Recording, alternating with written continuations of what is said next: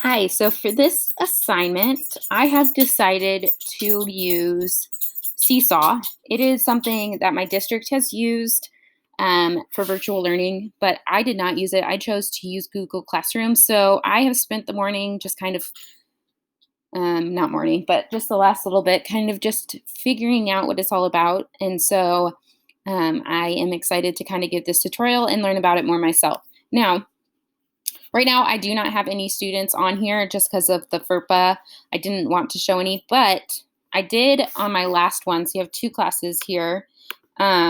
On this one right here, I can go and access all of my students' information through Google Classroom. And so I am able to take them from Google Classroom and put them all onto here. So I don't have to really put any more information because my kids are already loaded into Google Classroom. And so I just can take it over here and put them right here. Now, if I want this journal right here, I'm going to click on the sample student. Okay, they can create something that they want to do here, and they can take a picture, they can upload a Word document, they can upload anything here, and I can comment back on it. So let's say every day of the week, I want them to write a journal prompt about what they are doing at home during quarantine. Let's say that's what I had wanted them to do during that school time.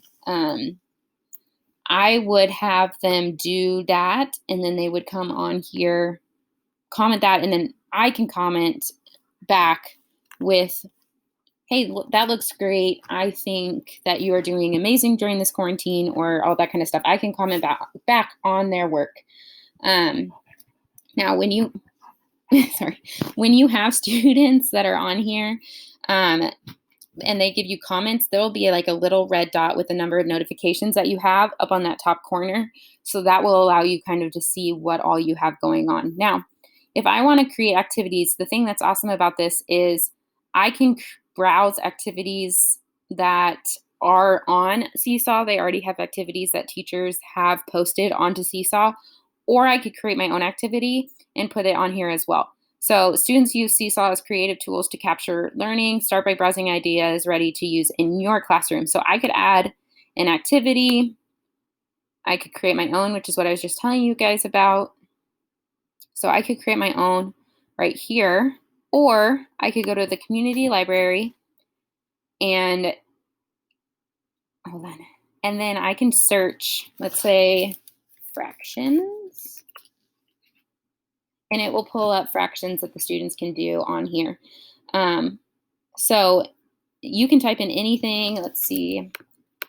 I type in inferences. Okay, this looks like my dog. So I'm going to take this. I'm going to assign it to my students. I'm going to do it here because, see, as you can see, this is my other one, and it has my whole students on here. And so I can create folders. I can create all different stuff. So I'm going to assign it here.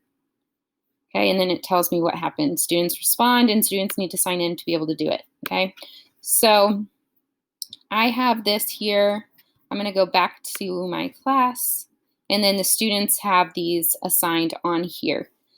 I can also have inbox, so I can private message not only my students' announcements, but I can send messages to my parents as well. Now, on my one that has my students imported, it gives me a place to put either a parent's email and or their phone number, so it will send them the information that's on there.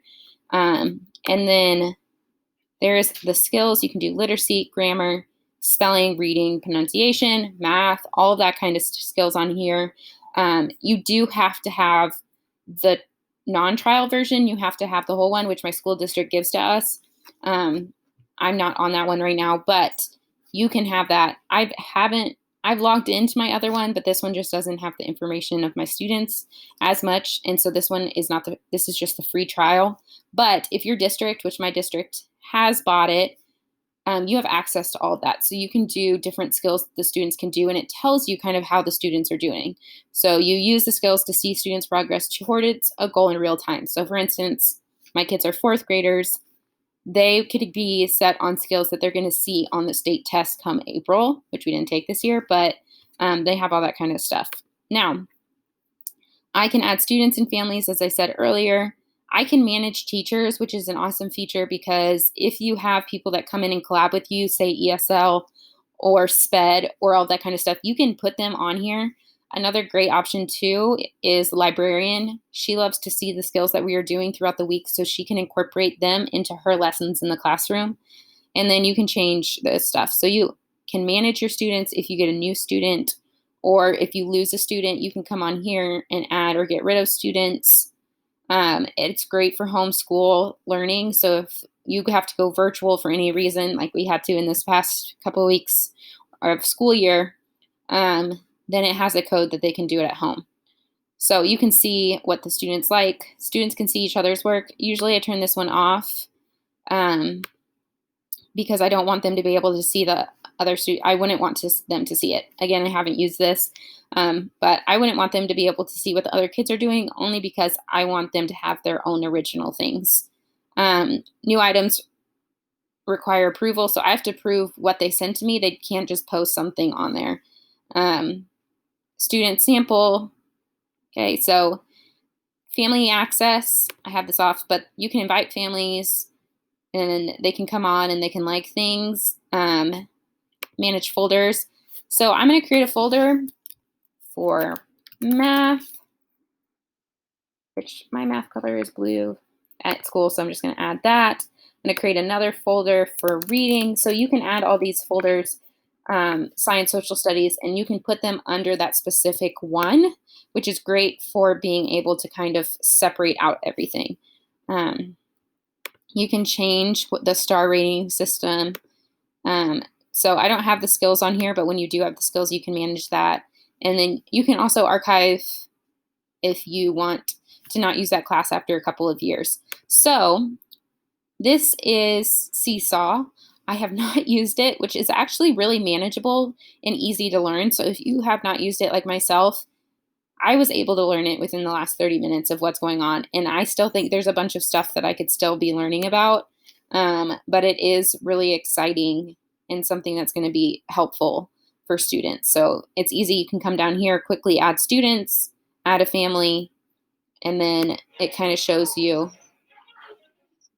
kind of some stuff that they can do.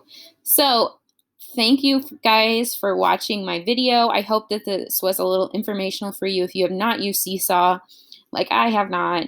And I look forward to seeing your guys' responses and the videos that you guys created. Thank you.